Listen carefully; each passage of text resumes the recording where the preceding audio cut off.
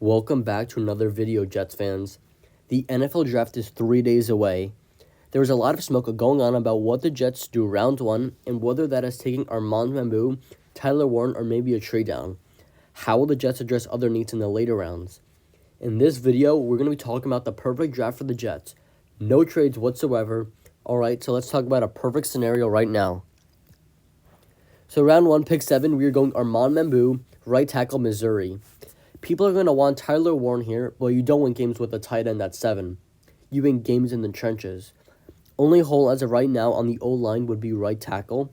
Bambou is a safe pick and would be the right thing to do. You just signed Justin Fields to be that bridge QB, but can be that possible guy in the future. Give him the O-line he needs and make this the best scenario for him.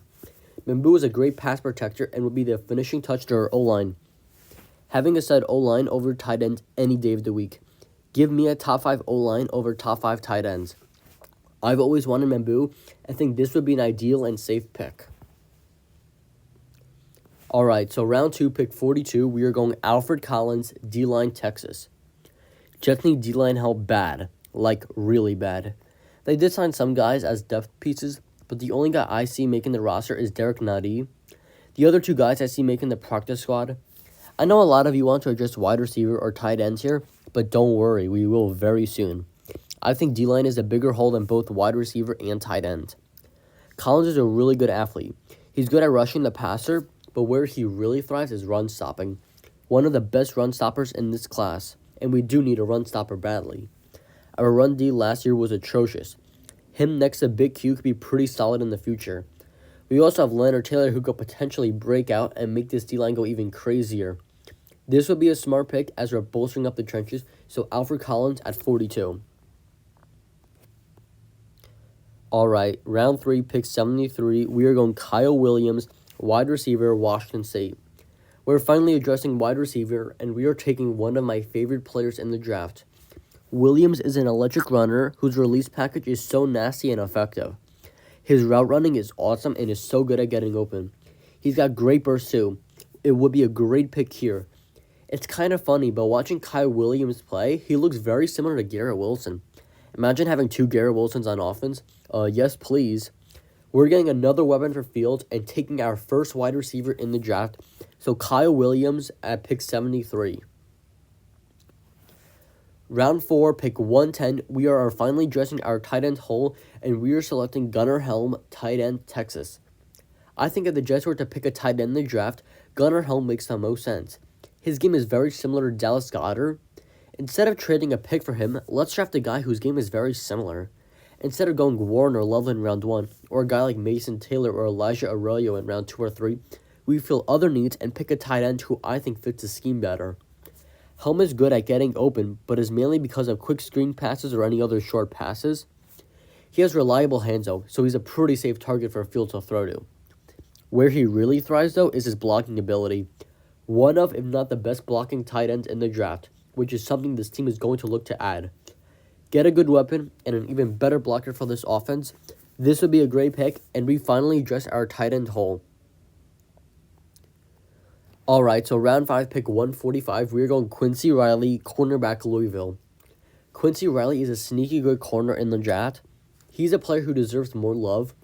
We need corner depth badly, and this would be a great pick. He was a good CB1 for Louisville, but can be an even better CB2 in the NFL. If Stevens doesn't work out and they end up releasing him in the offseason, I would absolutely love Riley to compete for that CB2 spot. He's got the tape and technique to be a really good corner in the NFL. It makes sense as we need depth in the secondary, and I think this could simply be one of the better picks in this draft. Quincy Riley at 145 could be a steal. Alright, so round 5, pick 162, we are going Jalen Lane, wide receiver, Virginia Tech. We're getting another weapon and wide receiver for Justin Fields to throw to. I love Jalen Lane's game so much. Top 3 favorite wide receiver in the class behind Jalen Noel and Kyle Williams. Jalen Lane, in my opinion, is a top 10 wide receiver in this class, who for some reason doesn't get any love.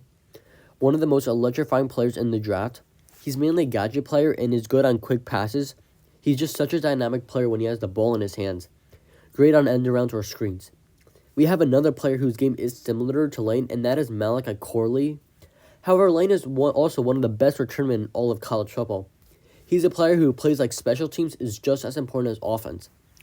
Even if we were to draft him and have a crazy wide receiver depth, we can still cut Xavier Gibson, and he'll be their returnman and backup wide receiver for now.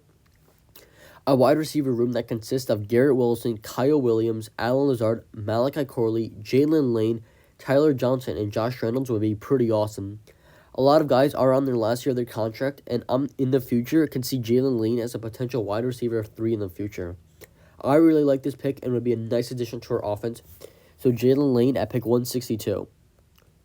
Round 6, pick 186, we're going Jared Ivey, defensive end, Ole Miss. You got to build the trenches. Winnie D-line how bad, and Jared Ivey is an intriguing option. He's got teammates in Princely Amunamium and Walter Nolan, who, yes, I know plays a different position, but they're getting more love than Ivey. Ivey is such an underrated player, and if you want that JFM replacement, he is that guy. His game actually resembles JFM in my opinion.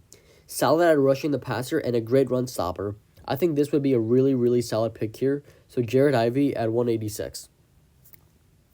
Lastly, round 6, pick 207, we are going Craig Woodson, safety from Cal.